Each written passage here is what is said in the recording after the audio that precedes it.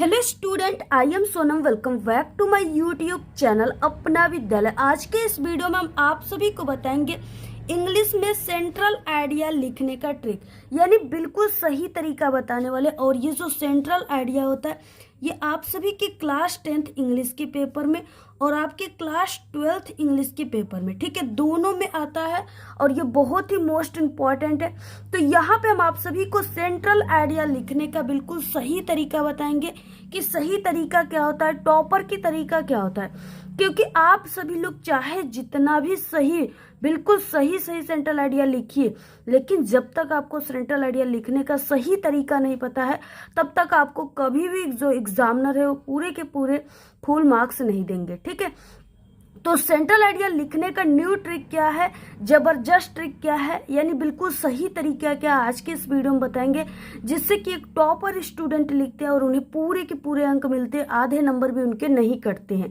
और यहाँ पे हम आप सभी को, यानी जितने भी कमजोर बच्चे हैं जिनको इंग्लिश बिल्कुल भी नहीं आती, उनको अंग्रेजी पढ़ना और लिखना भी नहीं आता, फिर भी यहाँ पे हम आपको एक ऐसी ट्रिक बताने वाले हैं जिससे कि आप सभी लोग पूरे सेंट्रल आइडिया को बिल्कुल सही सही लिख लोगे और टीचर भी खुश होकर आप सभी को 100% गारंटी है कि पूरे नंबर देंगे, ठीक है। यानी बिना पढ़े बिना याद के केवल ट्रिक से आपको सेंट्रल आइडिया कैसे लिखना है ये ट्रिक हम आप सभी को बताने वाले इस वीडियो में। तो आप लोग सबसे पहले इस वीडियो को लाइक कर दीजिए, चैनल पे ना तो चैनल को सब्सक्राइब करके बेल आइकन को जरूर प्रेस कर दीजिए और आप लोग इस वीडियो को अपने सभी दोस्तों में जरूर शेयर कीजिए। यहाँ पे हम आपको पूरा लिखित रूप से बताएंगे। आप लोग यहाँ पे कॉपी देख सकते हैं इंग्लिश की, और ये है आप सभी की बोर्ड एग्जाम की इंग्लिश की पेपर, ठीक है। तो इस पेपर में किस तरीके से क्वेश्चन आते हैं सेंट्रल आइडिया के बारे में लिखने के लिए, और आपको कैसे लिखना है, कितने पेज में लिखना है, ठीक है, लिखने का सही तरीका क्या, आज के इस वीडियो में सब चीजें हम आपको बिल्कुल क्लियर बताने वाले हैं। तो नंबर 8 पे देखिए क्या है कि आपके सेंट्रल आइडिया लिखने का यहाँ पे क्वेश्चन आता है, ठीक है।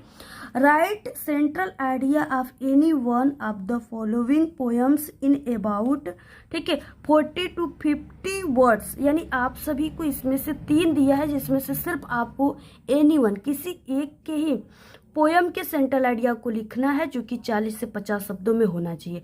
और ये आप सभी के क्लास 10th में 3 नंबर का आता है, बाकी क्लास 12th में ये ज्यादा नंबर का आता है, ठीक है। यहाँ पे देखिए डस्ट ऑफ स्नो दिया है, ये टाइगर इन द जू दिया है और एमेंडा दिया। तो यहाँ पे हम आप सभी को जो ये डस्ट ऑफ स्नो है ना, ये इंपॉर्टेंट है, ये आपके एग्जाम में हर साल पूछा भी जाता है। तो इसी के बारे में हम आपको पूरा लिखित रूप से बताएंगे कैसे आपको स्टार्ट करना है। सबसे पहले तो देखिए, सबसे पहले कि हम आपको लिखने का सही तरीका बताएंगे, इसके बाद आप लोग बिना कुछ पढ़े, आप लोग इंग्लिश में कमजोर हो तो सेंट्रल आइडिया कैसे लिखेंगे ये ट्रिक को हम आपको बताएंगे, ठीक है। तो देखिए सबसे पहले कि यहाँ पे इंग्लिश जो होता है ना, इसमें आपको क्वेश्चन नंबर कैसे डालना होता है। तो इस तरीके से आंसर टू क्वेश्चन नंबर, और 8 है तो आपको 8 ऐसे ब्लैक स्केच या ब्लैक पेन से ऐसे लिख देना है, ठीक है। और उसके बाद हमें लिखना किस पे है, तो यहाँ से देखकर बिल्कुल सही सही मीनिंग लिख दीजिए, डस्ट ऑफ स्नो, ठीक है। यहाँ से देखकर आप लोगों ने लिख लिया बिल्कुल सही सही मीनिंग डस्ट ऑफ स्नो, और इसे ब्लैक पेन से और थोड़ा बड़ा अक्षर में लिखना है, कैपिटल लेटर में, ठीक है, जैसे हमने लिखा हुआ है। तो देखिए इसके बाद आप सभी को सेंट्रल आइडिया ब्लैक पेन से लिखना है, और यहाँ पे दिया हुआ है, यहाँ से देखकर बिल्कुल सही सही मीनिंग आप लोग लिख लीजिए, ठीक है। ऐसे हेडिंग सेंट्रल आइडिया केंद्रीय बिंदु। उसके बाद इतना लिखने के बाद अब देखिए आप सभी को लिखना है, और देखिए टॉपर की क्या तरीका होती है, यानी ये 2 लाइन अगर आपको याद है तो आप लोग किसी भी सेंट्रल आइडिया को चुटकियों में मात्र 1 सेकेंड में लिख लोगे, ठीक है, वो भी बिना कुछ याद किए भी लिख सकते हो। तो देखिए सबसे पहले क्या है, 2 लाइन आप बहुत ही इंपॉर्टेंट है, इसको ध्यान से आप लोग समझो कि द पोयम, ठीक है, द पोयम हो गया। और ये भी द पोयम की भी मीनिंग आपको गलत नहीं करना है, क्योंकि पोयम यहाँ पे लिखा हुआ है, द भी लिखा है, देखकर बिल्कुल सही सही लिख लो यहाँ पे, ठीक है। तो यहाँ पे हो जाएगा the poem dust of snow, यानी जिसके बारे में आप लोग लिख रहे हो डस्ट ऑफ स्नो, इसको आप सभी को ब्लैक पेन से और इस तरीके से इन्वर्टेड कामा के अंदर करना है, ठीक है। तो डस्ट ऑफ स्नो ऐसे लिख दो आप लोग। उसके बाद हैज बीन कंपोज्ड बाई, यहाँ पे रॉबर्ट फ्रॉस्ट, ठीक है। देखिए जो रॉबर्ट फ्रॉस्ट है, ये जो है ये राइटर हैं, तो इनको आपको क्या करना है, यानी ये कवि है, ठीक है, पोएट है, तो इनको आपको ब्लैक पेन से लिखना है। अगर याद है तो इसको जरूर आप लोग लिखिए, क्योंकि बहुत इंपॉर्टेंट है, टॉपर की ट्रिक है। तो इस तरीके से आपको कामा के अंदर लिख देना है। इसके बाद इन द पोयम, यानी इस पोयम में the poet was sad mood, ठीक है। इस तरीके से यहाँ पे आपको जहाँ पे भी रुकता है वहाँ पे आपको फुल स्टॉप दे देना है। यानी यह कविता जो है रॉबर्ट फ्रॉस्ट के द्वारा रचित है और इस कविता में कवि जो है, पोएट मीन्स कवि, कवि was sad mood, sad means दुखी और मूड मीन्स यानी उसका जो मूड है वो क्या है, दुखी है, मन जो है वो दुखी है। तो इस कविता में कवि जो है उदास मन में था, इस तरीके से हो जाएगा। It had been snowing soon a crow came, ठीक है। फिर इसके बाद फुल स्टॉप देना है। यानी कि क्या है कि तभी एक कौवा आया, तभी वहां पे क्या आया, एक कौवा आया, उसने कवि पर बर्फ की धूल गिराई।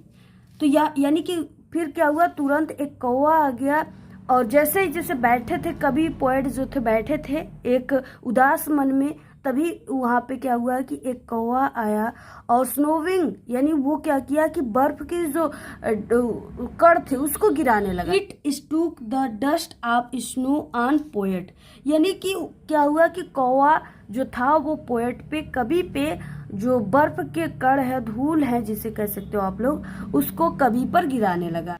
दिस चेंज्ड हिज मूड, और वो बर्फ का जब कण जो है कवि पर, पोएट पे गिरने लगा तो उनका जो मन है वो चेंज हो गया, ठीक है। It represent a moment that some simple but has large significance, ठीक है। तो यहाँ पे क्या है कि उनका जो मन है वो बदल गया और यह एक ऐसे पल को दर्शाता है जो सरल है, सिंपल है, ठीक है। सिंपल है लेकिन क्या है, ये सिंपल तो है लेकिन हमारे जीवन में बहुत महत्वपूर्ण है, ठीक है। उसके बाद देखिए यहाँ से हो जाएगा, in our life we face both sorrow and happiness, यानी कि जो हमारा जीवन है, हमारे जीवन में जो है दुख और सुख दोनों, यानी हमारा जीवन जो है इसमें दुख और सुख दोनों का सामना करना पड़ता है, करते हैं हम सभी लोग। Everyone should be hopeful for betterment, यानी सभी लोगों को, प्रत्येक लोगों को हर दिन क्या करना चाहिए, बेहतरीन महसूस करना चाहिए, यानी बेहतरीन के लिए आश्वासन रहना चाहिए, ठीक है। होपफुल का मतलब यानी आशाफुल होना चाहिए, ठीक है। तो इस तरीके से क्या है आप सभी को लिखना, ये 3 नंबर का है, सिर्फ आपको इतना ही लाइन लिखना। अगर आप लोग इस तरीके से लिखते हो ना तो आपको पूरे के पूरे 3 नंबर मिलेंगे, आपको आधा नंबर भी आपके नहीं काटे जाएंगे, ठीक है। तो पूरा आप लोग स्क्रीनशॉट ले लीजिए। ये रही कि आपको टॉपर की तरीका यानी पूरे नंबर लाना है, याद है तो ऐसे ही लिखना है आपको, इसी तरीके से आप लोग याद कर लीजिए। अब देखिए, अगर जितने भी जो बच्चे कमजोर है, जिनको इंग्लिश बिल्कुल भी नहीं आती, उनको कैसे लिखना है ट्रिक से कि जिससे उन्हें नंबर मिल सके, वो पास हो सके, ठीक है। तो अब ये ट्रिक हम आपको बताएंगे। सबसे पहले कि यहाँ पे देखिए आंसर टू क्वेश्चन नंबर वगैरह जैसे लिखा गया है वैसे आप सभी को लिख लेना है, ठीक है। जैसे आंसर टू क्वेश्चन नंबर 8 और आंसर वगैरह का भी मीनिंग इसमें दिया होता है, आप सभी को देखकर सही सही लिख लेना है। उसके बाद डस्ट ऑफ स्नो जो है जिस पे लिख रहे हो वो भी यहाँ पे दिया है, तो बिल्कुल सही सही बिल्कुल लिख लीजिए यहाँ से छाप करके। ब्लैक पेन से सेंट्रल आइडिया की भी मीनिंग दिया हमने आपको बताया, उसको भी आप लोगों ने लिख लिया। और उसके बाद द पोएम वगैरह का भी मीनिंग दिया है, dust of snow has been composed by Robert Frost, यहाँ तक आपको लिख लेना है। इसके बाद आप लोग ये लाइन एक याद कर लीजिए कि in the poem described about, ठीक है, यानी नेचुरल ब्यूटी, इस लाइन को आप लोग तैयार कर लीजिए। बस इतना आप लोग तैयार कर लो और इतना लिखने के बाद इन्हीं 2 लाइन को आप लोग लिख लीजिए, ठीक है। और 2 लाइन लिखने के बाद अब इसके बाद आपको नहीं आ रहा है तो आपका जो इंग्लिश का पेपर है इसमें इस तरीके से पहला पैसेज की आपके ऑब्जेक्टिव के लिए दिया हुआ है, ठीक है, और इसमें दूसरा पैसेज जो है इस तरीके से रीडिंग दिया हुआ है। अब आपको क्या करना है, इसमें आना है और यहाँ से आपको शुरू से नहीं बल्कि बीच लाइन से स्टार्ट करना है, यहाँ से आपको यहाँ तक 3-4 लाइन इसमें है दिया है। इसको जब आप लोग अपनी कॉपी में लिखेंगे तो यही 3 लाइन जो है 5 लाइन में हो जाएगा, क्योंकि आप लोग कॉपी पे लिख रहे हो। तो इसको इस तरीके से यहाँ से यहाँ तक की उठा करके और 2 लाइन लिखने के बाद आपको इसके बाद ऐसे लिख देना है, ठीक है। एग्जामिनर एक शब्द को कभी भी मिलाकर चेक नहीं करते, वो देखेंगे कि कहीं पर कट क्रॉस नहीं है, हैंड राइटिंग भी अच्छी है।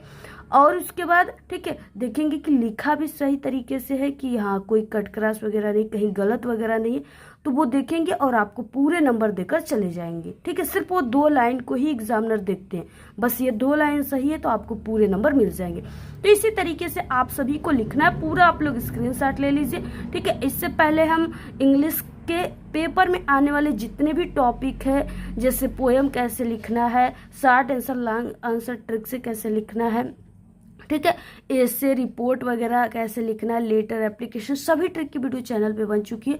आप लोग ठीक है प्लेलिस्ट से देख लीजिए। बाकी और भी अच्छी अच्छी ट्रिक की वीडियो फिर से न्यू वाली वीडियो आने वाली है सभी टॉपिक पे, तो आप लोग चैनल को जरूर सब्सक्राइब कर लीजिए और इस वीडियो को ज़्यादा से ज़्यादा अपने सभी दोस्तों में व्हाट्सअप ग्रुप, टेलीग्राम ग्रुप पे शेयर कीजिए।